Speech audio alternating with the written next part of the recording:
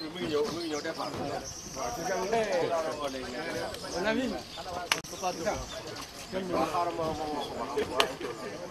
ça va alhamdulilah namm naa la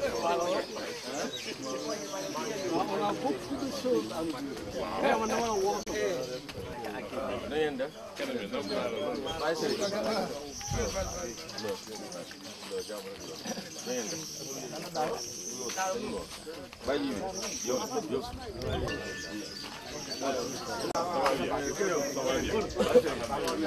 Ngeen baal ñu kat ndaje mi man maa ko saakoon pour échange tuuti parce que ñun ñëpp ay producteurs la ay multiplicateurs la lu ñu tabje war nañoo def benn yoon wala ci at mi pour que ñu mën a dem ci toolu kenn wala xool toolu kenn lii nag bu ñu ko dalee waaj yàgg na mais lu ñëw daanu suñu kaw lu ñëw daanu ñuy waaj di fomb di kii ba tey nit ñaa ngi waaj a deqi faaw ñu def benn sortie ñu dugg ci tool yi xool dem fële Chérif Lo ci angalu Ndiassane bi xool foofu am na tuuti lu fa spécial mooy am na ceeb bu fa nekk naam bariwul mais la sax baax na déjà daanaka am na ceeb ba pare donc loolu it ñu xool ko xam ni lu mën a nekk lu fi mën a nekk la te bu fi yaatoo it ñun danañu amal njariñ ñu baykat yi donc maa ngi ci depuis Cheikh ba maa ngi koy nuyu mu la waroon jëkk nuyu mooy présenté leen ko yàggu fi mooy sunu SDDR chef service département de l'agriculture bu Tivaouane moo remplacé Makole Touré donc mi ngi ni taxaw mu ñëwee ba léegi maa ngi ciy wax ak moom man ku ma am xam ni lépp luy jëmale mbay mi kanam luy tax nit ñi mën a man cee am njariñ parce que loolu rek moo ma ci dese amatuma leneen lu ma ci mën a def lu fexe nit ñi xam ko am ci lu ñu jàpp pour mën a liggéey loolu rek moo ma dese ci lu ma war a prouver ci agriculture donc loolu nag moo taxoon tey jii ma ni faaw ñu def rencontre bi bañ koy programmer dugub ji góobaguñ ko woon mais léegi góob nañ ko mais ça ne fait rien dañuy xool dugub ji xool gerte gi dem fële Ndiassane xool ko ñu dem EDK nag toog fa xéewloo fa waxtaan waaw donc loolu mooy sababu ndaje bi Cheikh mi maa ngi ci waxtaan mu ma ne ko man EDK bi bëgg naa ci suñu propre semence yoo xam ni ñun ñoo koy commandé directement dootul jaar fenn ñu mën koo wóolu mën koo sécuriser xam ni lii Nerika la parce que léeg-léeg mën nga commandé ñu jox la leneen lu dul Nerika te loolu bu boobaa da ngay bay bu bëgg a dee doo am dara léegi nag moom ci la maa ngi tàmbalee wax ak moom nga xam ne dañ koy commandé kenn ku ci mën a am genn wàllu hectare am ko ci kenn ku ci mën a am 1/4 d'hectare am ko ci def ko sa taatu kër sax essayé ko boo ci amee ñetti saaku ceeb nga mos ko boo ko mosee boo liggéey di nga yokk waaw donc loolu moo tax man nu ñu daje GIE Xaali Amar Fall piloté ko techniciens yi fekkee ko bu ko defee ñu mën a avancer ci leneen mais ñu sacrifier journée bi rek fu balaa 14 heures xëy na ñu pare pour ñëpp mën a delluwaat ci seen donc maa ngi nuyu ñëpp gan ñi fi teew ñëpp ñi bëggul ñu wax seen tur rek ñi bëgg ñu wax seen tur rek ñëpp maa ngi leen di nuyu di leen ziare ci nekk ci affaire côté technique donc waa bureau bi ñu ngi fi Babacar mu ngi nii représenté GIE Xaali Amar Fall il y a les chefs de village il y a les producteurs il y a aussi les revendeurs loolu dafa am solo revendeurs yi mooy ñi nga xam ne ñoo ñu représenté ci point de collecte ak vente yi donc ñooñu ñu ngi fi ay revendeurs lañu waaw ñu ngi fii il y a Cheikh Fall il y a aussi Massina il y a Moussa Diop bari na il y a des revendeurs yoo xam ne ñoo ñu représenté ci point de collecte il y a Daaru Fall Fallou Badiane donc ñu ngi fii donc il y a les producteurs Samayel village yi daal bari na bu ma limee rek damay jiw donc ñëpp a ngi fi ñii ay producteurs lañ fi taxawee ñii ay revendeurs lañ fi taxawee ñii collectivité locale yi muy Serigne Lo donc commune am mooy premier adjoint au maire de Serigne Lo donc commune am daf ci am solo moo tax ma bëgg moom mu fekke dafay taxawee ñaari tànk mooy producteur la représentant commune Chérif Lo donc loolu dafa am solo parce que commune bi dafa am loo xam ne toujours dañ ko war di xam lan mooy dox ci seen commune lan lañ fi def ak lan lañ fi def donc loolu moo doon introduction boo bëggoon def pour que ñu dem visite fii rapidement dem visite fële parce que xam naa ni ku mel ni Cheikh boobu moom jot bi bariwul lañuy say y a la presse aussi Babacar ñoo yor caméra bi y a aussi waa Dabakh FM Albourakh FM donc ñoom ñëpp ñu ngi fi pour wasaare mbir mi fenn fu nekk ñu kii RDV mi ngi télévisé mi ngi filmé su paree xëy na mun na am sax yeneen organes yu ñu ko jox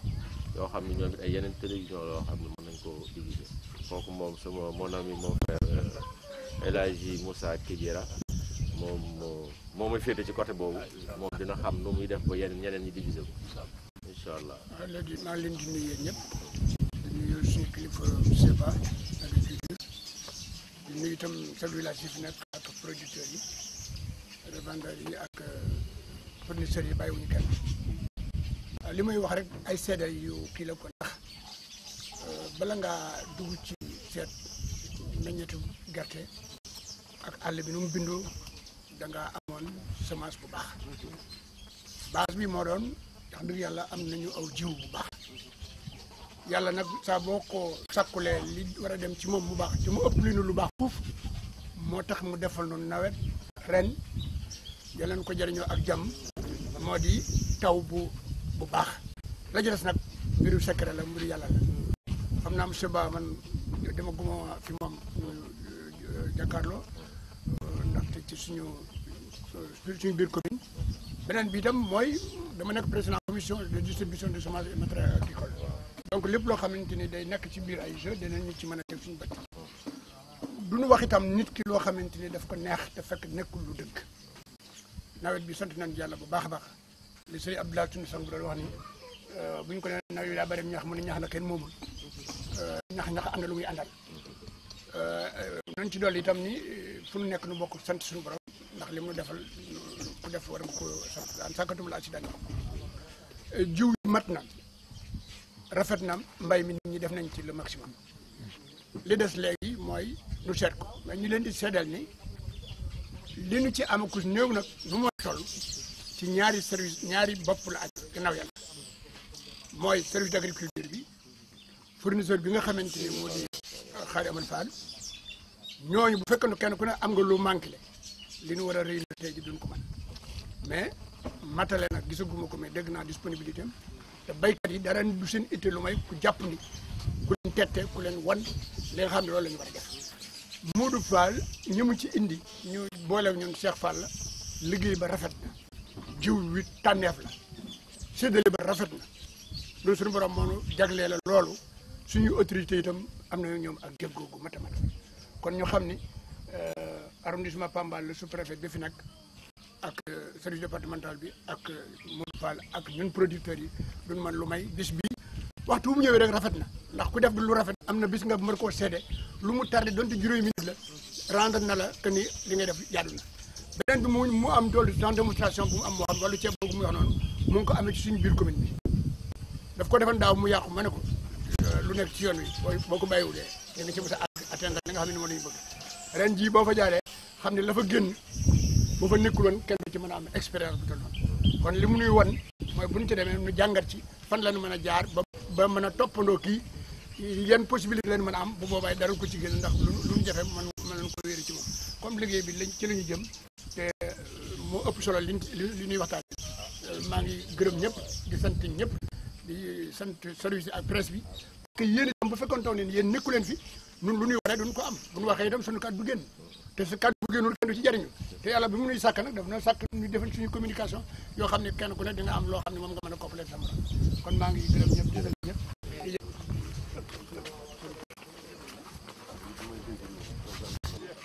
ñoom daal ay observateur lañ dañuy dégg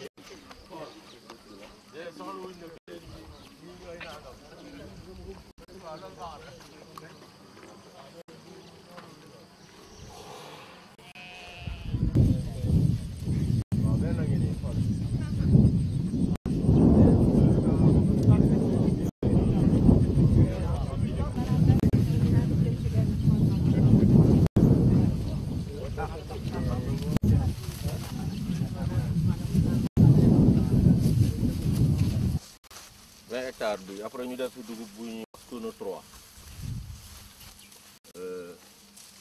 moom bëggoon nañ fi ñëw avant ñu koy góob mel temps bi du xaar dajale rek moo ci des góob nañ ko def ay taa yu toll nii nga xam ne dañuy dem ci digg tool bi ñu bàyyi ko jéem a seet nuñ ko fa. war fàtte présenté may mun a jéey mii ci suñu producteurs yi la bokk en même temps jigéen bu fi nekk bëgg na nag ay morom waaye ba léegi amagul ay morom yi chef de quartier yi jigéen waaye moom nag fexe na ba nekk chef de quartier jigéen ñi loolu dañ ko ci félicité di ko ci encouragé waaw léegi da ngay wax sa morom yi nag fi nga jaar pour ñu def la chef de quartier ndax jigéen ñi góor ñi dañoo compliqué te dañoo bëgg a accaparer parce que bu ñu ni ñoom góor ñi ñoo koy jël. tabaarkalla macha allah sant yàlla rek sangu sangi Seydina Muhammad sallallahu alayhi wa sallam sant nag président Macky Sall ak ci ñu liggéeyee ndax jiw fa tabaarakallaa teel nañ cee jot la mu war a àndal yëpp mu war cee topp nag ci ñi nag bi xaare amal faal moo du ne ci bopp bi rek wuñu lu ñu doon jiite fa tabaarakallaa am na taxawaay am na yar am na dal ci ñun lépp luy suñu itte ñun baykat yi da koy yóotu ba mu ñëw mu def ko si loxo fa tabaarakallaa ñu ngi sant yàlla di ñaan yàlla muurloo nawet bi ñoo suñuy njaboot ak njaboot ci yàlla fa tabaarakallaa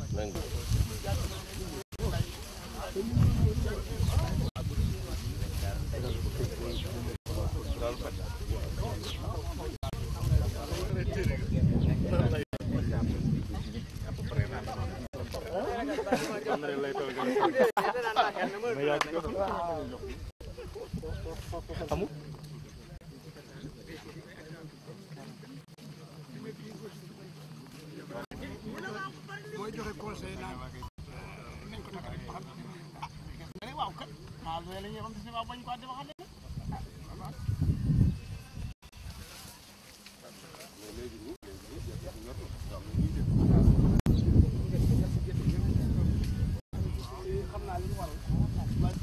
ba léegi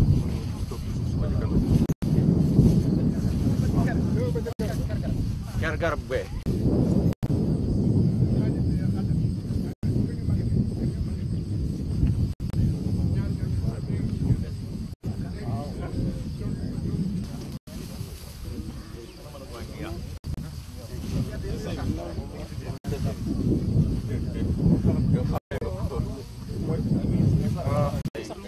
mais benn rek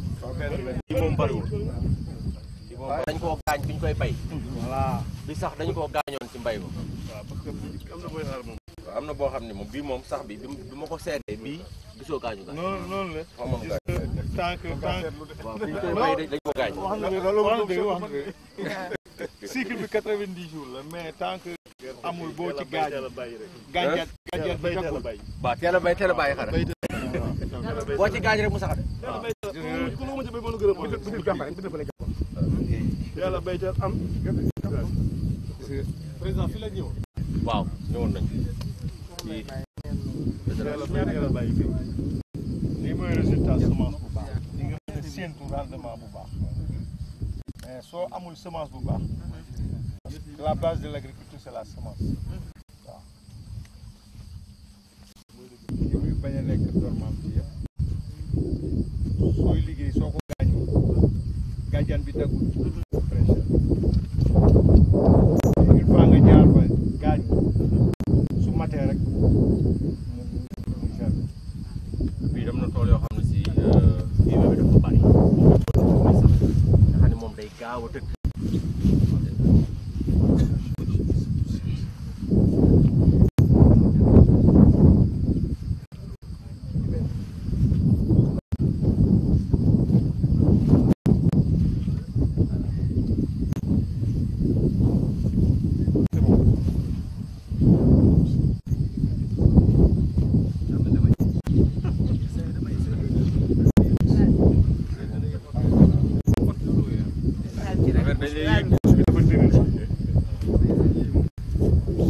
ok léegi dañuy marché rek le représentant bu premier adjoint maire bu commune Kour moom it moo fa représenté GIE lépp loo xam ne si intrant la GIE bi du ko doxal foofu moom moo koy doxal moom ak doom mooy suñu revendeur foofu moo nekk Poul et puis nekk fa autorité parce que damay wax ni loolu sens la daal dem ci dëkk nga am autorité bu fa nekk mën a bokk ci sa staff bi ngay liggéey loolu dañuy sant yàlla daal te ñoom it xëy na ñàkkuñu fayda am na loo xam ne si suñ ci gisuloon intérêt population bi duñ ci dugg parce que ñoom population bi lañ fa toogal muy maire muy ku mën a doon li ngay njëkk a xool mooy ndax lii dina jariñ sa population nga door ci dugg door a xool ndax yow dina la jariñ waaye loolu mooy li nga xam ne si mooy am ci GIE Khadim Amar Fall daal mi ngi liggéey ak commune yi ci département Tivaouane donc nul nag n'est parfait mais ñoo ngi góorgóorlu donc ñoo ngi góorgóorlu nit nag mënul matale waaye lépp loo xam ne daal xam nañ ko lu ñu war a changer lu ñu war a indiwaat pour que baykat yi gën a mën a am rendement gën a mën a jot seen bopp ñun taxaw nañ pour dem donc maa ngi commencé waxtaan ak Cheikh Mbacke parce que naa ci liggéey wér boo xam ni projet hivernage incha allah dinañ mën a am ay innovation yu ñu defaat certifié yi incha allah. waaw jërëjëf Modou li nga wax moom dëgg la xam naa fee ci commune Koul moom wax dëgg yàlla semence yi nga xam ne ni mu nga fiy ñëw ca magasin ba producteurs yu mag yëpp dégg nañ ci ndax wax dëgg yàlla li nga wax rek du loo xam ne nii lu ñuy wax di bëgg lu neex kenn la dëgg la te it commune ba ñoo ko wax li ma dund ak ñoom waxtu set ñi ngi sant di ma yóbbante kenn ci yow ci wàllu jiw bi ndax wax dëgg yàlla jiw bi waxtu set dina ñëw ci heure bi ñu ko bëggee semence qualité yi itam danañ ko am ba fi mu ne nii tey mën naa laa citeel ñu dul ay producteurs yu mag yoo nga xam ne tey ji koo ci dem toolam xolam ñi ngi yóbbante di wax jiw bu baax tool jiw yu rafet yoo xam ne ni dañ ñu koo jox ñu xam ne wute naag jiw yi nga xam ne moom lañ doon am kon loolu den la ko sant ndax jàppale nga nu ci ndax ñoom it doyloo nañu moom it yàlla dogal na dina ma dimbali ci loolu ba su ma dikkee dama naa nañu fexe ba Moussa dina am jiw bu baax ndax ay baykat yu mag ñoo fa ne boo tàmbalee ca Koul ga ma dëkk noonu ca baykat yu ndaw yàlla bopp waaye Koul ga ma dëkk ak yeneen ak ñeneen ba dëkk yu naan Daaru Gay Xandan foofu dem ay producteurs yoo xam ne dañuy bay ay 2 tonnes 500 3 tonnes ma nga fa waaye ñoom ñëpp dañuy maas ci kontaan contrat yaakaar naa mi ngi ci yow vraiment ñoom kontaan nañu ci jiw yi nga xam ne am nañ ko CC8 bii man bay naa ko ñaari at fi mu ne nii tey boo demee sama tool am na fa côté boo xam ne moom la te lépp ci moom mi la jóge ak yeneen jiw bi nga nu joxan daaw ren jii dañ doon jërul suppe waaye teewul danoo jox baneen am na ñoo xam ne bi ñu joxan daaw ca la ñu bay ndax macha allah baax gu mu baax kon nag moom dañuy ñaan rek yëf yi gën a jëm kanam vraiment kontaan na jërëjëf. bëgg na kii GIE bi bëgg nañ ñu yokk producteurs yi nga xam dañuy ñëw jënd si directement sans ñu jaar ci état wala ñu jaar feneen parce que ñun dañu bëgg comme ni ñu koy defee rek commune bu nekk ñu am fa semence boo xam ne si jaarul ci kenn baykat bi moo ko soxla comme ni ngeen def ci semence yi ma leen di jox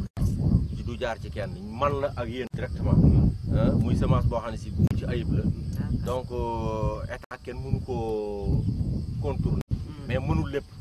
état day ñëw jox la tuuti dimbali la yow na nga dem wuti la nga amal sa bopp loolu nga amal sa bopp nag mooy li ngeen di jënd directement ci GIE bi loolu it ngeen bàyyi ci xel bon donc yaakaar naa doléance bi gën a taxaw fi mu nekk mooy fépp fu ma woote dañ ma naan daal préparé wul ndax campagne mën a teel a ko commencé parce que gerte am donc loolu yëpp mooy préparé wul xaalis na teel a am dañu teel a yóbbu xaalis ci point de vente point de collecte yi ainsi de suite donc loolu it maa ngi koy dégg bu baax a baax mel ni loolu it lu war a bokk ci positif bi lay doon parce que fi mu nekk nii loolu moo gën a taxaw waaw loolu voilà ñi ngeen koy jàmbat waaye itam mel na ni seen xel dal na ci parce que boo xoolee li nga ñu joxan ci semence bi nga xam ni jógewul ci état nga jox nu ko dem ci ay 30 quelques tonnes te mu dugg ca commune ba ñu bay ko ñii ngi may wax gerte de ren dafa mel ni am na mbaa jiwu waaye ñoom am nañu yaakaar ci yow ni moom peut-être xëy na financement man leen day bu melee nam daan mel yàlla mën na noo defal sutura ndax nun daan toog fii jaay ba suñu gerte jeex amatul lu ñu jaay kenn du am pont dégg ci rajo yi ñuy wax ay dëkk yoo xam ne nii ñu naa suñu gerte fi amuñu fu ñu ko jaayee noo ngi koy wanteer te loola dalagun kon nag loolu noonu la koy diisaat rek buñ ci yàlla yóbboo dikk na ba noppi ñu waajal ko. jërëjëf waaw. Le contrôle du SDDR ak fournisseur ñun ñëpp gis nañ tool bi ku ne bëgg nga am tool bu mel waaye njëlbeen bi soo amee semence de base fa nga ko war a def ak kañ nga ko fa war a def na suuf sa tooy na nga aar semence bi na nga respecter sa distance réglementaire na tool bi set soo ko deful itam soo jëlee semence lu mu baax nga dugal ko ci nandu fay doo récolter dara. kii mooy principe de base yi nga xam ne soo buggee egg fa ñu toll tey nga ñëw nga gis tool bi nga bugg koo moom mu set gerte gi meññ mel ni mu war a mel ca dañoo suivre benn paquet technologique boo xam ne moom ngay topp ba mu jeex waaw loolu laa ci doon yokk.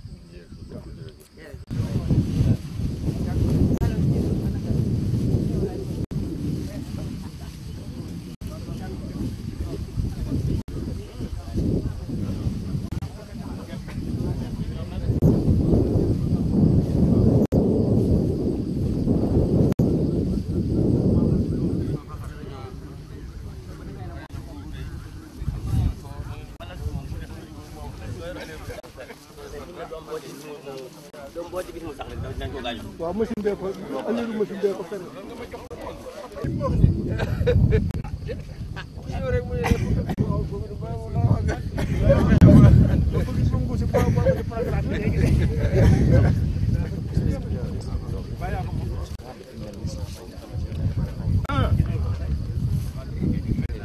bojj ngay xaar.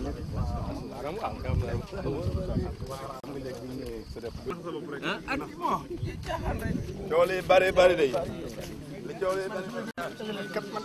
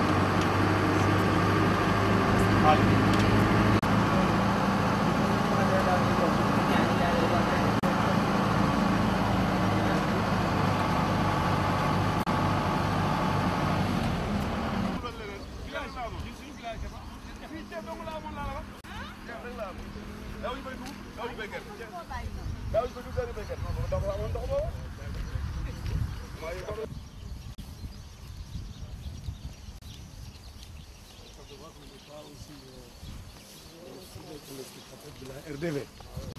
position bi am na ceeb mais beneen position bi mais digg bi moom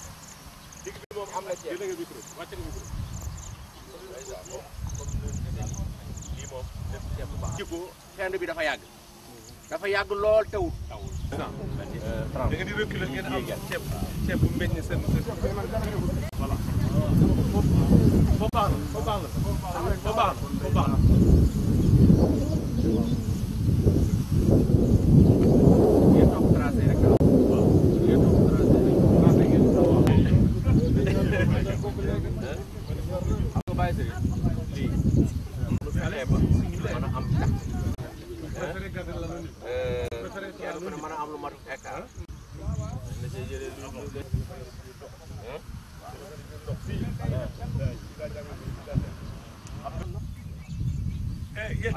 jege si leen kon yéen am bokk leen.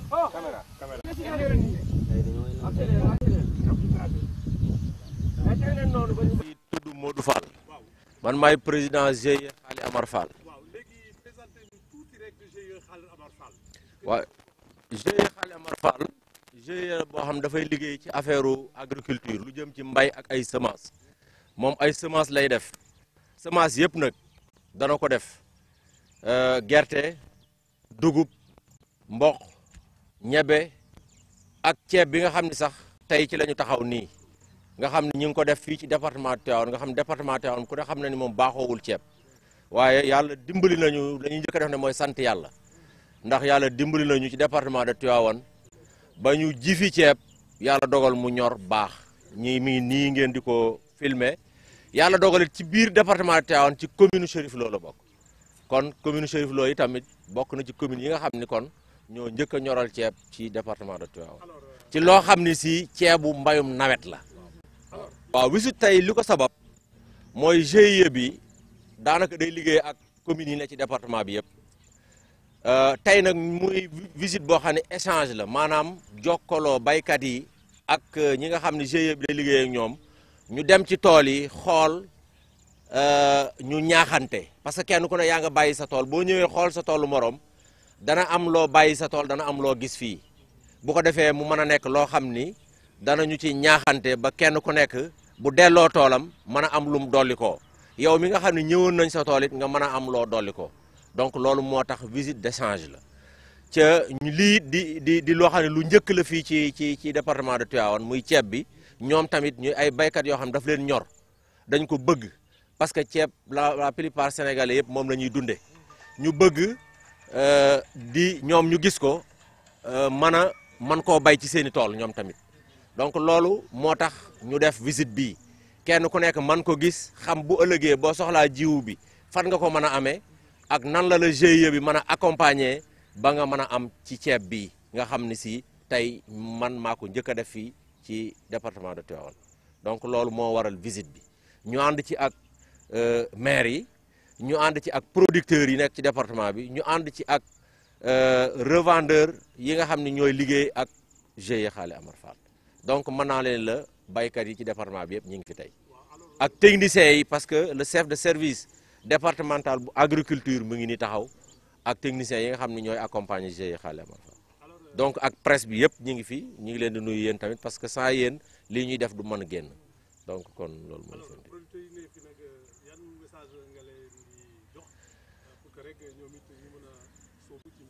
waaw message bi moom c'est simple mooy comme bu ñëw nañ gis nañ su ma sañoon ñoom ñëpp ñu essayé comme ni ñu ko essayé fii parce que GIE bi moom day wane ay yoon rek léegi waaye yoon yooyu su ko wanee léegi nag producteur bi ñoo war a jël relais bi mooy ñoom ñu jël ko mbax ñu xam ni ñoom lañ ko fi andil bu baaxee bu ëllëgee ñoom lay baaxal mais GIE bi moom day wane yoon bi rek mu mel ne it message bi jàll na parce que communes yi daanaka la plupart communes yëpp a ngi fi commune boo xam ni adjoint maire ba ñëwul it ay producteurs jóge nañ fa yoo xam ni ñëw nañ pour xool liggéey bi nan la demee te yaakaar naa ne message boobu dina yegg ba ci producteurs yi nga xam ne si ñu ngi ci biir département bi yëpp waaw. waaw tubaab bi moom dama koy bàyyee ñii ñu def ko non.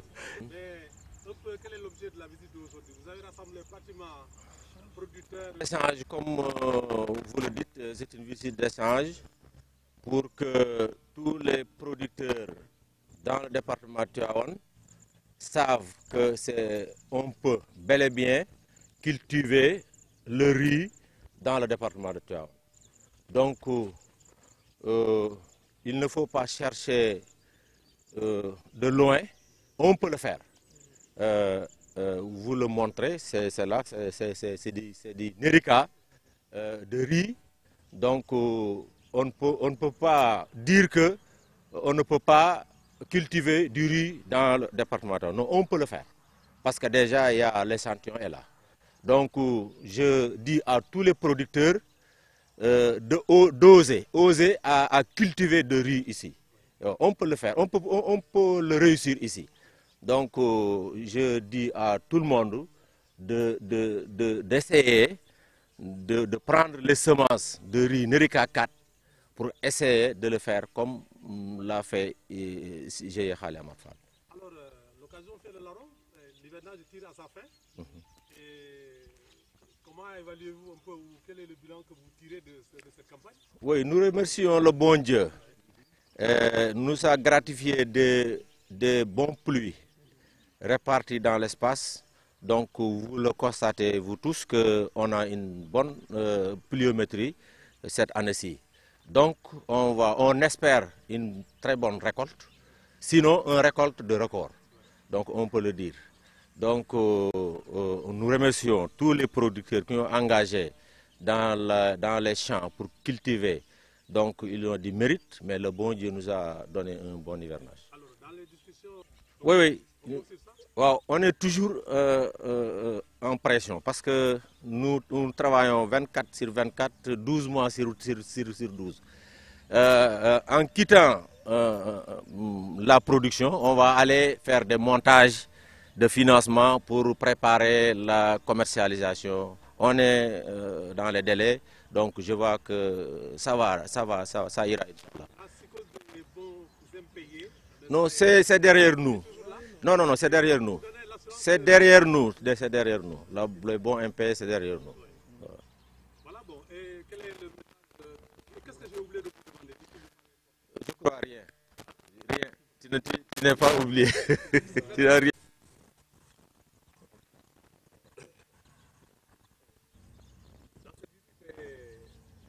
Quelles sont vos impressions? Je vous remercie. Je m'appelle Cheikh Ahmed Ba. Je suis le chef du service départemental du développement rural de Tivaouane.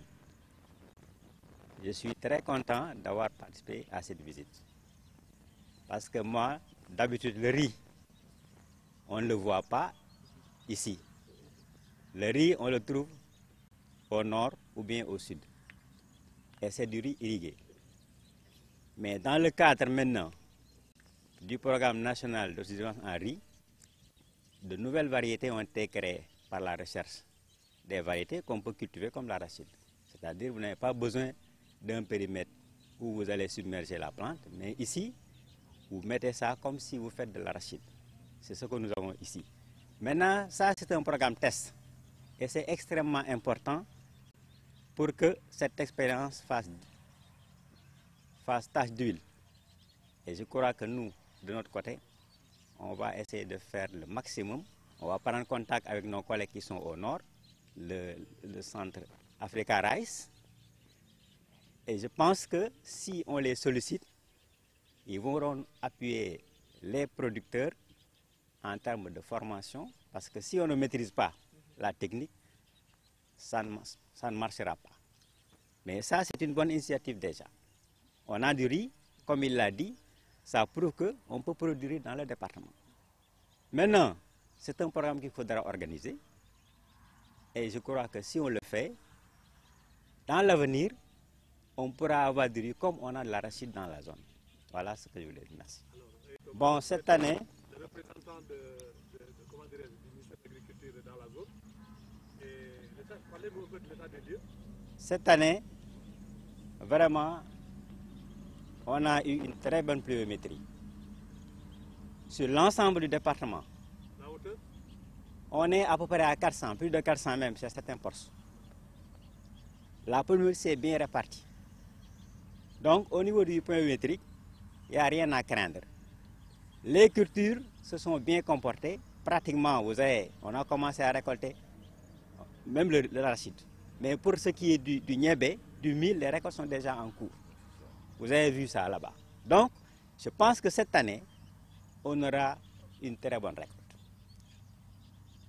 Alors, la dernière pluie qui est tombée, il y a toujours... Heureusement, bon, pour l'arachide, le seul problème c'est au niveau de l'arachide. Même s'il pleut actuellement, on a déjà récolté, il y aura moins de dégâts. Les gens vont prendre les dispositions. Ils ont l'habitude de travailler comme ça. Mais le problème maintenant, c'est au niveau de l'arachide.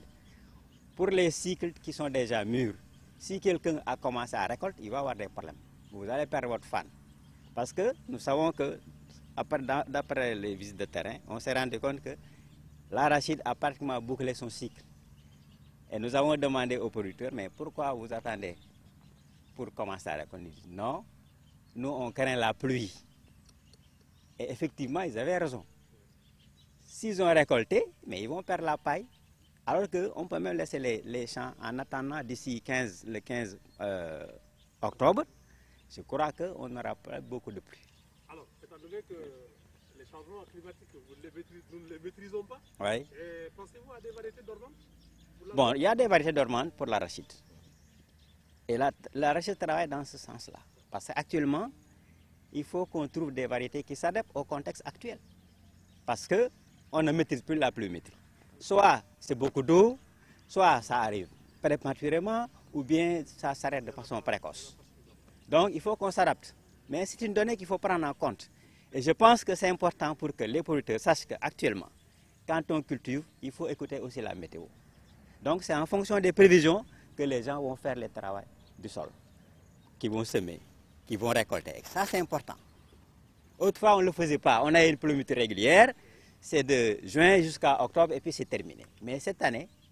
depuis quelques années, ça c'est un phénomène global. On peut avoir la pluie n'importe quand.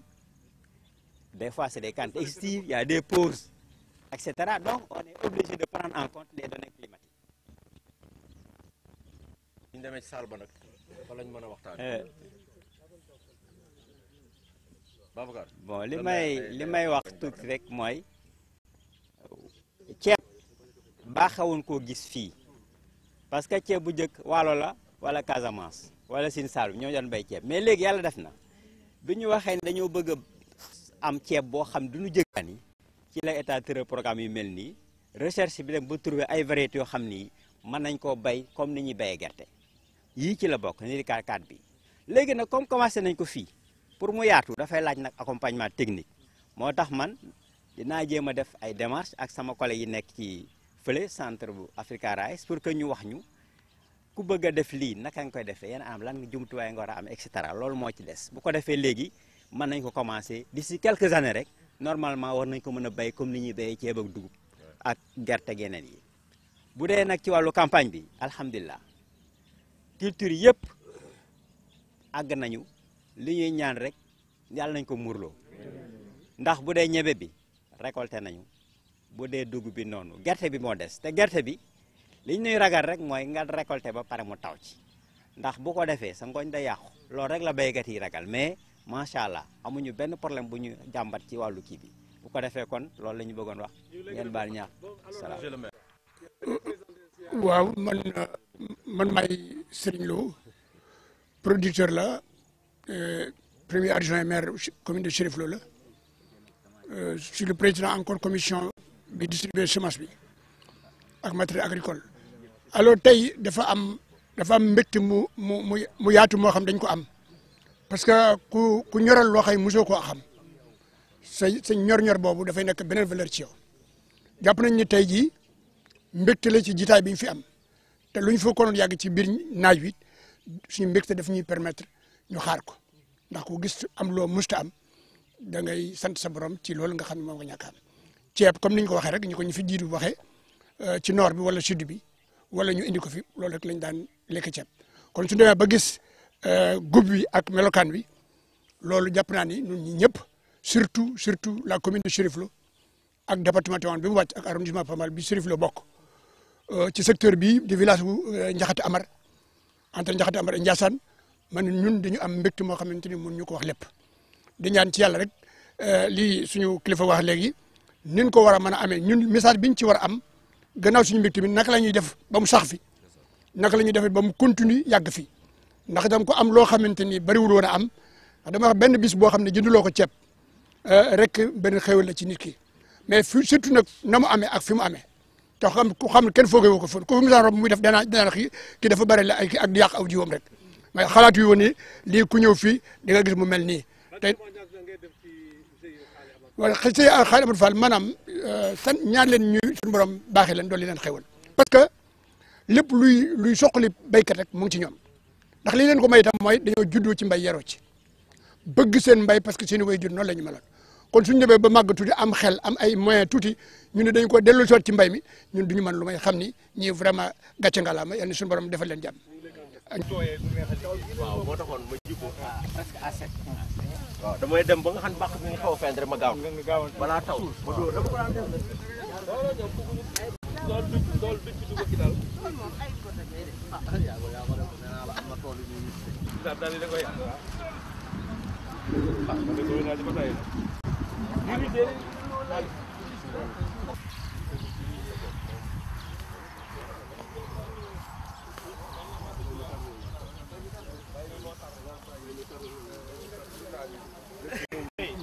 def rek gisante sama mbokk Fall yi.